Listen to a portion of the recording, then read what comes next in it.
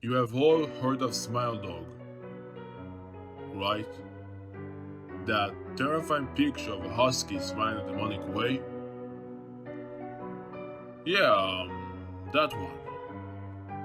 Well, I was looking into the memes and scary stories a few months ago. I stumbled across an urban legend video which I found interesting.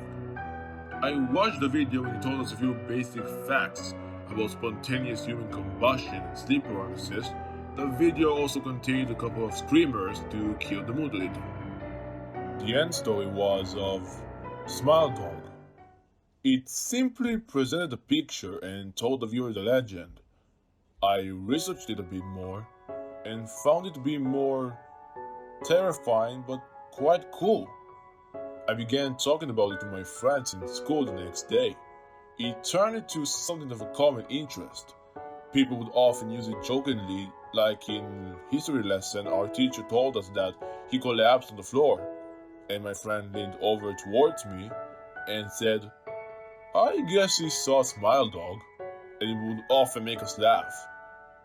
But then we found other stories such as Rem Mist or Squirrel Suicide and Candle Cold. We dropped the subject of Smile Dog for a while after that. In our school, we often talked to this boy. His name was Michael. Michael was a strange child. He never spoke to us, and he would often keep everything to himself. We had no idea where he would be at lunchtime. He wouldn't be hanging with us. But we found it not to be out of our concern. He would often leave lessons early to visit the hospital as he was a rather sickly child. He told me of only a few of his afflictions, the most noticeable being epilepsy or schizophrenia. He would never show signs of this though. If we mentioned them, he would often laugh them off and dismiss them. One day he approached me, asking me about Smile Dog, and I replied, "Oh, that thing? Yeah, that's obviously fake, right?" Can I see it? I didn't save it on anything. But... Just look it up, okay? I was busy with homework at the time, and when people tried to talk to me, I am rather irritable. He walked off without looking back. I didn't see Michael the next day. He was supposed to be in a few of our lessons, but he wasn't there. Nobody, not even the teachers, knew where he was. It was after our first lesson, I was called into the headmaster's office. The headmaster sat me down in front of his desk and told me, "Your friend, Michael, has been instated to a psychiatric hospital. Apparently, he saw something scary and he keeps having visions of it. You have any idea what that might be?" That's where I immediately remembered Smile Dog. Yes, sir, I think I know what he saw.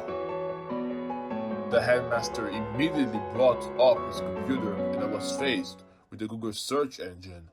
I changed the search to images and typed in Smile Dog. I showed the headmaster the full, unedited image of Smile Dog. He said, "Oh my," and told me that Michael wanted to see me. He immediately arranged transport for me to the psychiatric hospital. I entered the colossal building with the headmaster, where he was stopped by a doctor and said, Michael only wants to see his friend. I'm afraid. The headmaster gave me a bewildered look and I said, that's fine, I'll see you in a few minutes. I strolled down the large, intimidating corridor and reached room 204. The room had a padded floor and a wall and a light. No windows except a minuscule viewing sold through the door. I walked in and almost vomited. Michael was laying face down in the middle of the room with his hands still gripped tight on his neck. He was dead. There was a hastily scrawled note left next to him. It was for me. Josh, I saw the smile that you showed me. It's everywhere. No matter what we do, it cannot be stopped. It appears, even in the brightest moments of your life. It will always be watching, never moving. It will not go away. Why did they put me in this room? Why? I had no escape, no matter how much I kicked off. The doctors would not believe me. This was the only way out. What is the dark is still out there.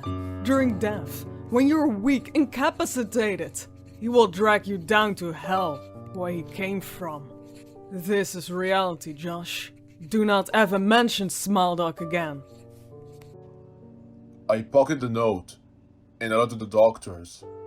Upon further inspection of his body, his hand was blocking a horrifying vicious bite into his neck. The teeth mark matched that of a dog, a Siberian husky. I keep going over and over that note in my head. I can't believe it. He was such a nice boy. I regret every bad thing I ever said to him. Why did it have to end this way? What for him? There is a small part in my head that saying I'm responsible, and other portion of my head believes that it's all fake, that I should have been more aware of Michael's afflictions. The only trouble is I'm running out of options to believe here. I didn't know schizophrenia was contagious. I keep saying that damn dog in the corner of my eye everywhere I go. It's starting to get on my nerves. What? Wait a minute. Is that? No. I keep hearing panting and scratching on my door. Let me investigate. I'll be back in a...